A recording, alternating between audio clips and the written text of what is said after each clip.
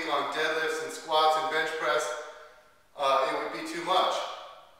So one day a week I will go heavy, but the other day during the week I will use one of these methods. So I'll go over all three of them. My favorite method, I like the super strict method the most, and then I also like the pause method, and I like dynamic effort as well, just not quite as much as the other, but all three of these are very effective. Many lifters swear by the dynamic effort method.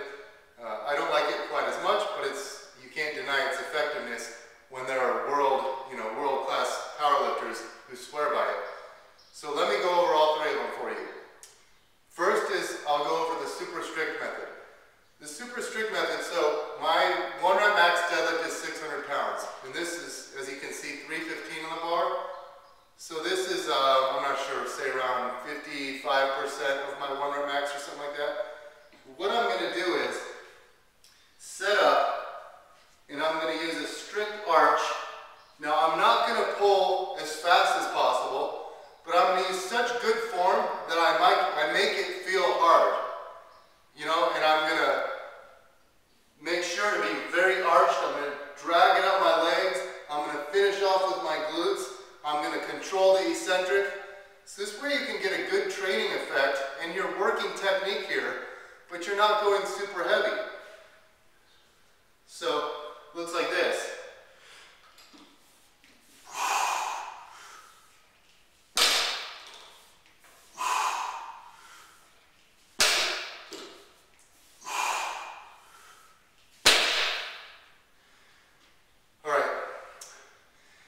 I've found this way of training very effective. I love going this way. It doesn't crush you, it doesn't beat you up, it improves your form, and it increases your strength, because you do that one day a week, and then maximum strength one day a week, and it's like a 1-2 punch for strength gains. Now, the next method I'm going to go over is the pause method. Now, for bench presses, you will pause at the chest. You can also pause and come up and pause like an inch off of the chest. But I like pausing right at the chest. The pause is going to be around, say, 3 seconds. With squats, I don't like to pause in the very bottom from here. I like to come down and come up to about parallel and pause, because the sticking region in a squat is around there. Now you could say the sticking region in a bench press is off the chest as well, in which case you'd be right. But I've just found that on the chest works best for bench. For squats, a parallel position.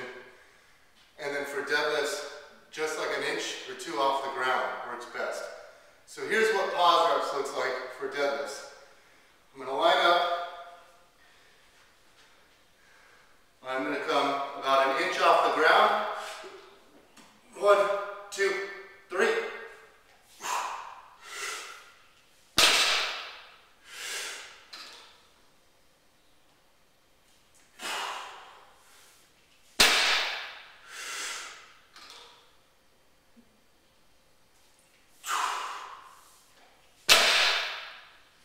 All right. So that's the pause method. Notice I did around a 3-second pause right off the floor, and that's the best place to pause for the deadlift in my opinion. Alright, now the last method I'm going to go over is the dynamic effort method. I do feel like you need some experience to get good at the dynamic effort method. If you're a beginner, in my opinion, you should be doing maximum loading, maximal effort, repetitive effort method, going, close to failure while keeping good form. And then super strict method and pause method. You maybe shouldn't do the dynamic effort because your form isn't good enough. But once you've been training, 1 to 2 years with good form, and you've gotten strong, then the dynamic effort method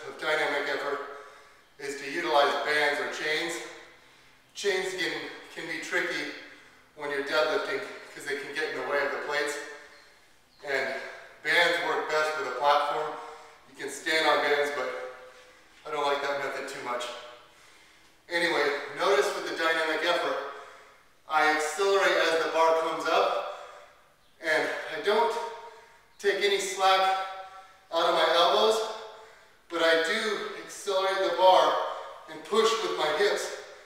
But I'm squeezing my glutes to lockout, so you'll see the bar kind of move forward just a little bit. And that's because my arms are locked out, my glutes squeeze forward and push the hips forward, and it kind of goes like this. And that's just because this weight is so light for me, it's not a problem to explode upwards. Anyway, I really feel like these three methods helped bring my strength to the next level. Done on their own, they're not going to be as effective as when combined when you're using maximum strength in tandem. But again, you know, I'm 37 years old. I don't try to crush myself every single time I go into the gym. And sometimes I'll do, you know, a heavy squat or front squat, and then I might follow it up with dynamic effort or submaximal, you know, pause reps or super strict reps of another lift. And this way I can train more frequently. I can train the lifts more frequently.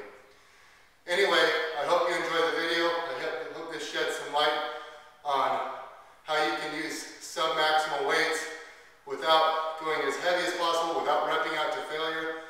You know, if I wanted to, I could probably do 315 for 30 reps. But that's not going to build strength as well as doing a heavy session once per week and then doing these once per week, in my opinion.